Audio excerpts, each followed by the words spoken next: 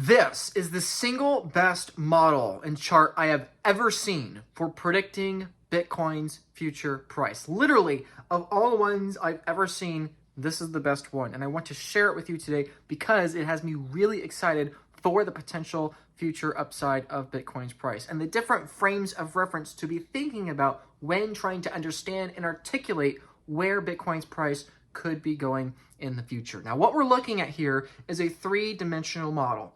You have the price of Bitcoin in green.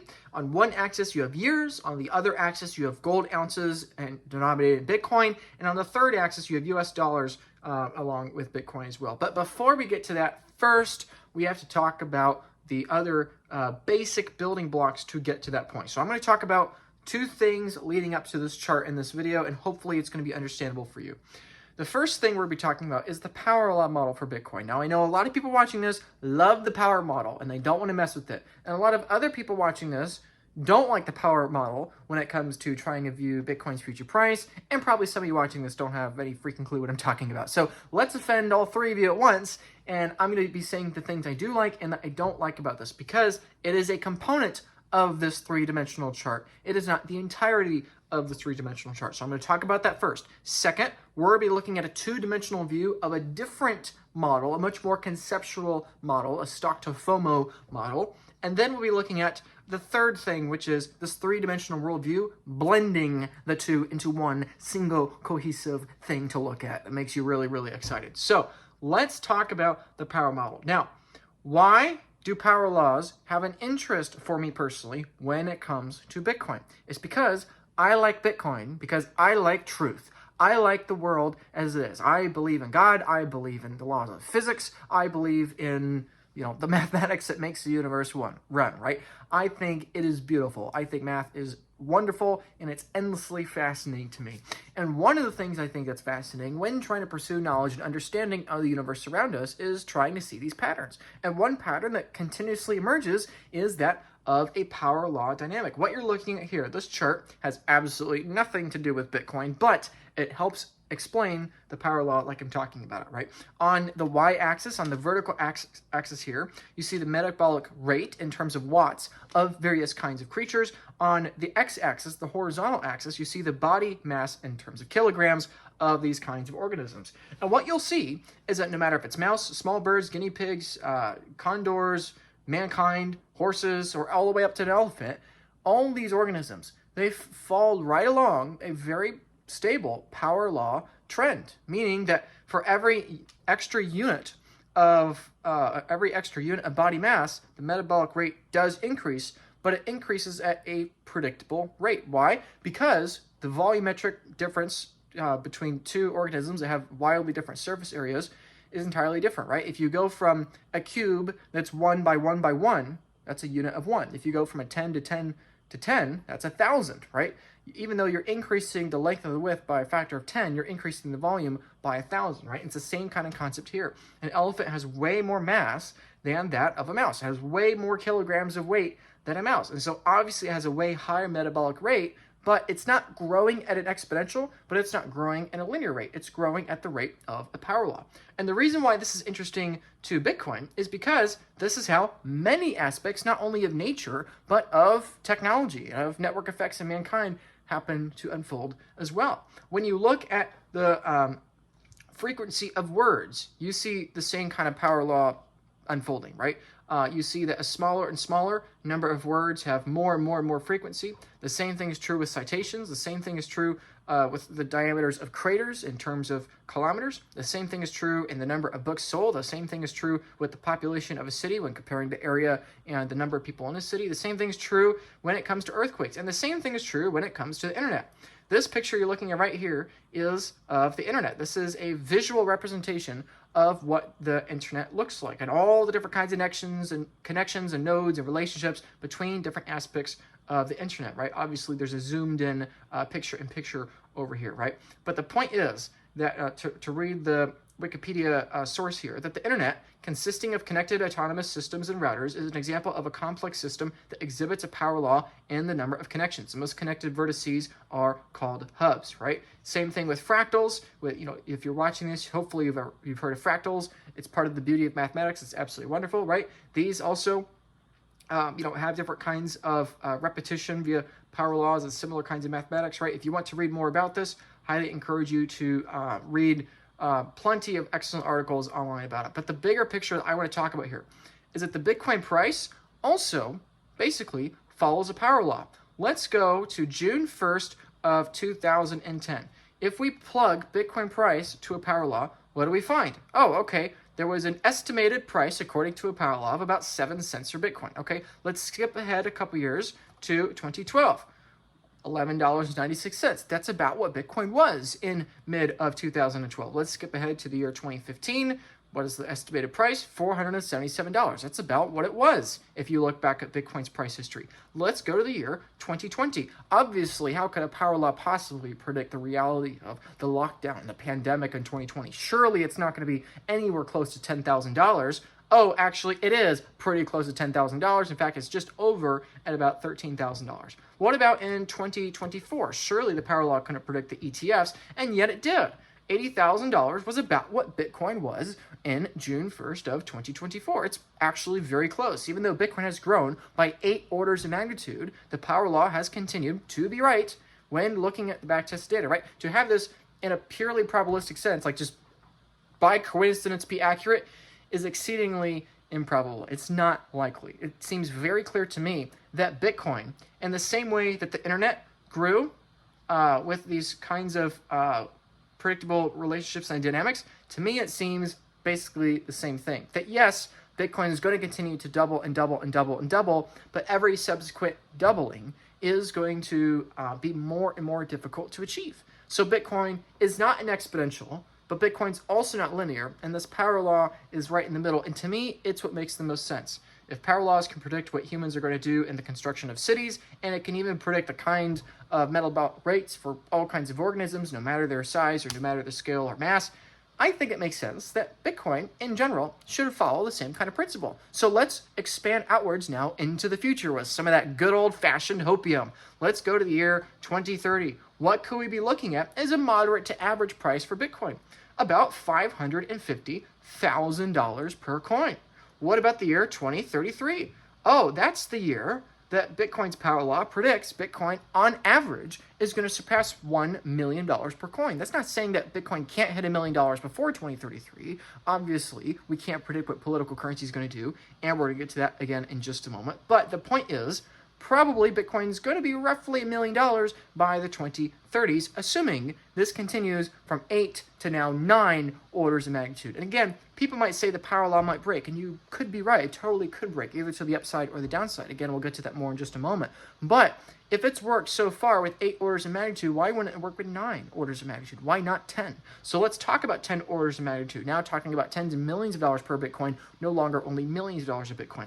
Let's go to the year 2045. This is what Michael Saylor likes to talk about a lot in his various kinds of models. We're looking at a $10,000,000 Bitcoin in the 2040s. What about by the year 2050, halfway through the 21st century? We're looking at roughly a $26 million Bitcoin. What about the year in 2060 when I am 60 years old? We're looking at roughly a $90 million Bitcoin. This is why it's so critical, especially for those of you that are younger, that you begin saving in Bitcoin as soon as possible. If you want to retire at age 59 and a half or the age of 65, and you were born in roughly the year, let me do one thing at once here. I can't talk and type at the same time, apparently. Let's say you went to retire at the age of 65 and you were born in the year 2000. That means that all you need is a significantly smaller fraction of an entire Bitcoin to be able to retire in that far future point in time. Again, assuming the power law continues. What about at the beginning of the 22nd century? What could we possibly be looking at? We could possibly, in terms of purchasing power, be looking at a $2.6 billion Bitcoin. Now, obviously, the question arises, what happens, Luke, if we print more dollars between now and between then? And this, I think, my dear friends, is the problem with the power law. So I've just addressed what I like about the power law. I like that it's rooted in nature. I like that it's rooted in mathematics and the principles of the universe, right? No human being, I should say, determined what the metabolism of organisms is going to be. You know, as much as we like to centrally plan cities, we're not that good at centrally planning it, right? The point is, I think the power law makes a lot of sense when comparing a system that is truthful, like Bitcoin, and comparing it to a declining system like that of the US dollar and political currency. But the problem that arises, and what I don't like about the power law, is that we're using the unit of measurement as dollars. That doesn't make any sense to me. It's like going back to this chart of trying to compare the metabolic rate of these organisms and also the body mass in kilograms, but the problem being your kilograms debase at somewhere between 2 to 12% any given year. The problem is, if you were going to create this chart in a form of measurement of mass that was depreciating and diluting every single year consistently, you would no longer be looking at a consistent, steady power law chart over time. You'd be looking at something that would be radically sporadic over time, again, assuming that your axis is time. You'd be looking at something that would change and evolve over time. And the most important question would be, what era, what year are we using for the kilogram, right? Like, okay, are we using 2025 kilograms? Are we using 2037 kilograms? Are we using 2026 kilograms, right? Which year of kilogram are we using to help us understand what we're actually looking at with the chart? And I think that's the fundamental problem with the power law model. Sure, we can sit here and fantasize about a 10 million, 100 million, or $1 billion Bitcoin, but if we're talking about it in terms of dollars, are we using $2025? Are we using $2073? I don't know, and that's where the problem arises. That's why I like the Stock-to-FOMO model. This is an excellent video by a fellow Bitcoin contributor, Bitcoin Smart Bitcoin. I highly encourage you to check out his stuff. But the point is, what we're looking at with the Stock-to-FOMO model is a much less, let's say, rigorous or mathematically based concept. And we're looking more at a more abstract visualization of how Bitcoin might take over the world. It is a huge, tremendous amount of returns. To go from nothing to something, to go from 0 to 1, it's basically an infinite return because you're starting out at 0. And to go from something to 100x of something is still a tremendous amount of returns. However, for measuring that Bitcoin in terms of political currency, to go from something back to nothing, that also has a tremendous amount of returns in percentage terms. So obviously, measuring Bitcoin in infinite returns, going from literally nothing to something, is not the most accurate way to view it. And obviously, measuring Bitcoin in terms of political currency that's hyperinflating is not the most accurate way to view it. And so what I like about this chart, what I like about this dynamic here, is that it shows that, you know, if Bitcoin just continues along this hyperbolic curve, that we should expect it continues up and to the right, but eventually it inflects vertical upwards as eventually the US dollar will hyperinflate. This is what the power law does not factor in mind, is that one of the units of one of the axis of time, the axis of dollars, is debasing over time. It's falling apart. And so, you know, you can look at any point in this hyperbolic curve when Bitcoin was 6 cents, 10 cents, 50 cents, $1, $5, $50, $100, 1,000, 5,000, 50,000, 100,000, and you look in the future, and yeah, it might sound crazy to be talking about Bitcoin being worth $1 million a coin, $1 billion a coin, or even $1 trillion a coin. But if you assume that eventually at some point in the far future, the dollar is going to probably hyperinflate, then it makes perfect sense that inherently, eventually, Bitcoin is going to be $1 trillion. In my opinion, even if Bitcoin makes it to $2.6 billion by the end of the century, in the year 2100, I think we would surpass a $1 trillion Bitcoin in nominal terms of the US dollar. I'm not saying the dollar is going to hyperinflate by next year. I'm not even saying it's going to hyperinflate in the next 50 years. But do I think that 50 years from now, in the mid to late 2070s, it's entirely possible we have hyperinflation before the end of the century? I think that would be an accurate statement to make. These things take a very long time, but when you're looking at a long enough timeline, even the power law begins to break down. And potentially, $2 billion of purchasing power, even in the US dollar, might not be worth nearly as much as what the actual Bitcoin is when it comes to that fiat price, when it comes to that fiat denominator that you're measuring your Bitcoin from. Eventually, in the same way Bitcoin had its greatest returns in the past, going from from nothing to something, and now we're seeing a diminishing out in returns in terms of US dollars, I think it will inflect back upwards again at some point in the future as the dollar debases. And so now, my friends, we get to the third component here. We just talked about the power law. We just talked about a two-dimensional Stock-to-FOMO model. And really quick, before going any further, we must subscribe, because subscribing and smashing the like button are awesome things to do. So please subscribe and smash the like button if you're enjoying this video so far and talking about literally a multi-billion-dollar Bitcoin. You click these videos because you want the number go up hopium. I'm delivering it to you. Please click the like and subscribe buttons. It's what keeps these videos being pumped out into more and more people in the YouTube algorithms. So let's now bring this all together and look at this model. What we're looking at is 3 different axes. We're looking at the axis of time. We're looking at another axis of Bitcoin in terms of dying political currency units of the United States of America. And we're also looking at Bitcoin in terms of the commodity that is the easiest to monetize, aka gold, right?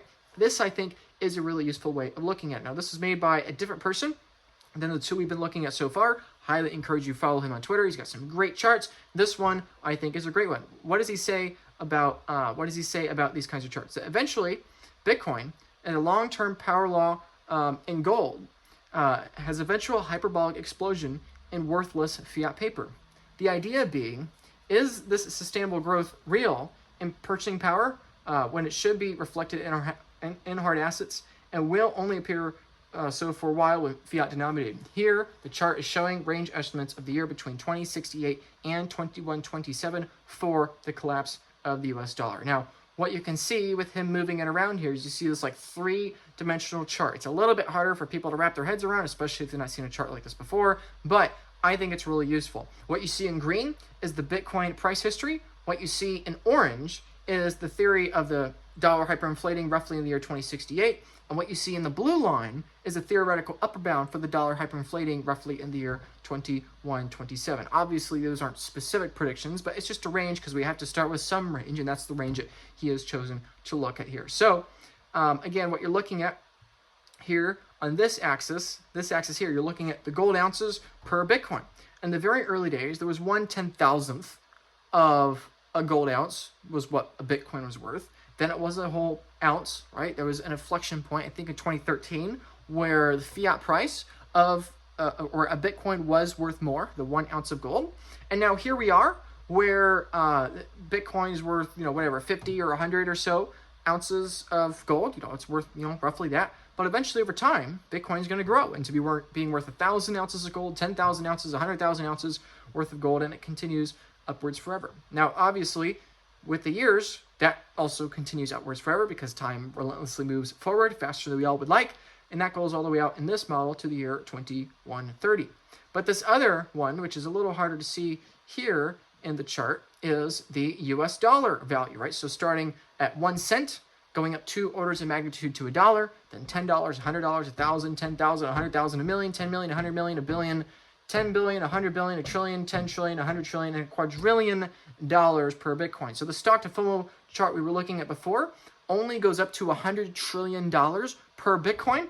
The Bitcoin power law model, you have to go like way out into the future to get anywhere close to $1 trillion Bitcoin. You have to go roughly to the year 2300 to get a multi-trillion dollar Bitcoin. But when factoring in the fact that dollars are going to appreciate over the coming decades and eventually centuries, you're not going to have to wait 300 years to have a multi-trillion dollar Bitcoin. You probably will only have to wait maybe 100 years, maybe 50, maybe 150, who knows, and it doesn't matter. But the point is, I think this is the most accurate way to view Bitcoin. So if we're going to watch this chart again in slow motion, I think this is, let me see if I can slow this down here. There we go. Let's slow it down. Okay, let's back it up. Okay, there we go. So I think this is the right way to be thinking about the value of Bitcoin, comparing Bitcoin, gold, and US dollars in a single chart. What you see is that Bitcoin is gaining share against gold in the form of a power law.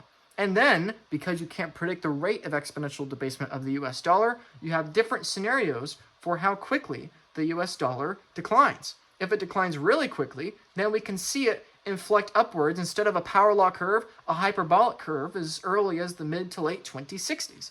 If instead the America hobbles along, maybe we have more stable coins, maybe other political currencies collapse and hyperinflate, and those economic nations flow into Bitcoin, right? Or excuse me, into the US dollar before they flow into Bitcoin. Maybe the dollar makes it a while, right? What you're looking at here is a 3-dimensional representation of the 2-dimensional hyperbolic curve combined with a 2-dimensional Bitcoin power law scenario, right? Except we're using the power law when compared to gold ounces, and we're also factoring in an unpredictable exponential decay of the US dollar. I think this is the best way to look at it. I mean, the point is, you are really, really early to Bitcoin. Bitcoin, in terms of gold, is going to appreciate at a tremendous rate.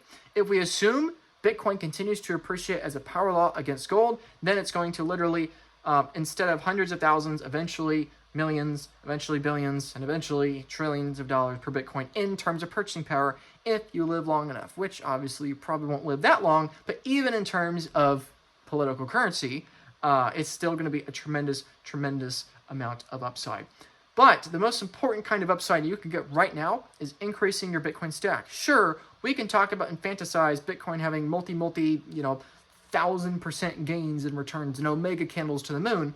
But the best possible thing you can do is just figuring out how to increase your Bitcoin stack. This is what I do professionally. I have a team of 40 people of mine at the company I work with, a Bitcoin advisor. We have over 500 clients, variety of people all around the world, Americans, non-Americans, people in Europe, people in Africa, people in Japan, people in Central America, Canada, right? All over the world. We have all kinds of clients in all kinds of network scenarios. People with less than a tenth of a Bitcoin, people with more than 500 Bitcoin, right? All kinds of people in all kinds of scenarios with all kinds of needs.